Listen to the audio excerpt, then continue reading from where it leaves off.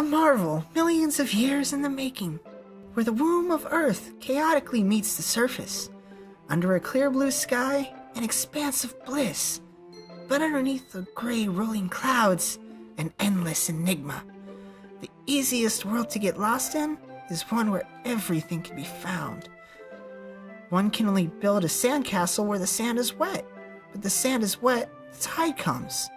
Will it gently lick at your foundations until you give in? Or will a sudden wave send you crashing down in the blink of an eye? Either way, the outcome is the same, yet we still build sandcastles. I stand where the foam wraps around my ankles, where my toes squish into the sand. The salty air is therapeutic. The breeze is gentle yet powerful. I sink my toes into the ultimate boundary line, tempted by the foamy tendrils. Turn back, and I abandon my peace to erode at the shore, drift forward, and I returned to Earth forevermore. The tendrils of my hair illuminate beneath the amber glow. Bathing. It must be this one, the last remaining streetlight to have withstood the test of time, the last yet to be replaced by the sickening blue-green hue of the future. I bathe, calm, breathing air of the present but living in the past. The light flickers. I flicker back. It happened in the dead of night, while I was slicing bread for a guilty snack. My attention was caught by the scuttering of a raccoon outside my window. That was, I believe, the first time I noticed my strange tendencies as an ordinary human. I gave the raccoon a piece of bread, my subconscious well aware of the consequences, well aware that a raccoon that is fed will always come back for more. The enticing beauty of my cutting knife was the symptom.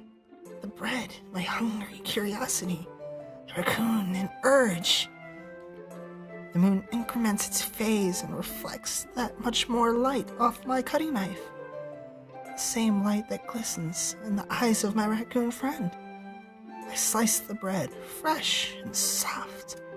The raccoon becomes excited. Or perhaps I'm merely projecting my emotions into the newly satisfied animal. The raccoon is taken to following me. You can say that we've gotten quite used to each other. The raccoon becomes hungry more and more. Frequently, so my bread is always handy. Every time I brandish my cutting knife, the raccoon shows its excitement. A rush of blood. Classic Pavlovian conditioning. I slice the bread. I feed myself again.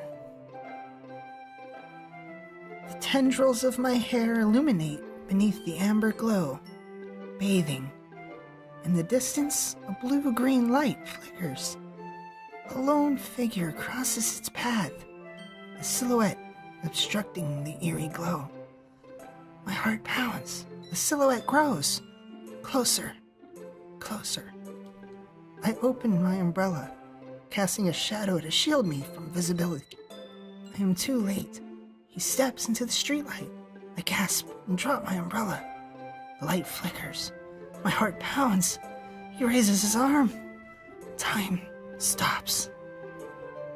The only indication of movement is the amber light flickering against his outstretched arm. The flickering light is in rhythm with the pounding of my heart, teasing me for succumbing to this forbidden emotion. Have you ever heard of a ghost feeling warmth before? Giving up on understanding, I laugh. Understanding is overrated. I touch his hand. The flickering stops. The ghosts are blue-green. My heart is amber. A rotating wheel, turning an axle, grinding bolt head, linear gearbox, falling sky, 7 holy stakes, a docked ship, a portal to another world, a thin rope tied to a thick rope, a torn harness, a parabolic gearbox, expanding universe, time controlled by slipping cogwheels, existence of God, swimming with open water in all directions, drowning. A prayer written in blood, a prayer written in time devouring snakes with human eyes, a thread connecting all living human eyes, a kaleidoscope of holy snakes, exponential gearbox, a sky of exploding stars, God disproving the existence of God, a wheel rotating in 6 dimensions, 40 gears and a ticking clock, a clock that ticks 1 second for every rotation of the planet, a clock that ticks 40 times every time it ticks every second time, a bolt head of holy stakes tied to existence of a docked ship to another world, a kaleidoscope of blood written in the clocks, a time-devouring prayer connecting a sky of 40 gears and open human eyes in all directions. Breathing gearbox, breathing bolt head, breathing ship, breathing portal, breathing snakes, breathing God, breathing blood, breathing holy stakes, breathing human eyes, breathing time, breathing prayer, breathing sky, breathing wheel.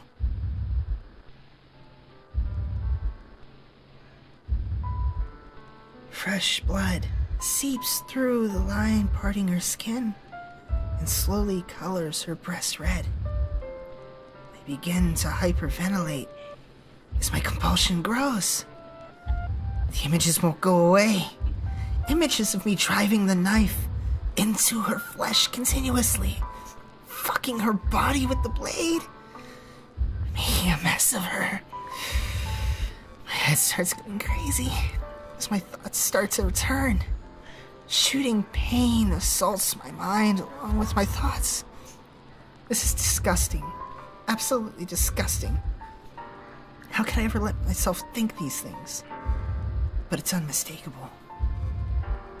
The lust continues to linger through my veins. An ache in my muscles stems from the unreleased tension experienced by my entire body. Her third eye is drawing me closer.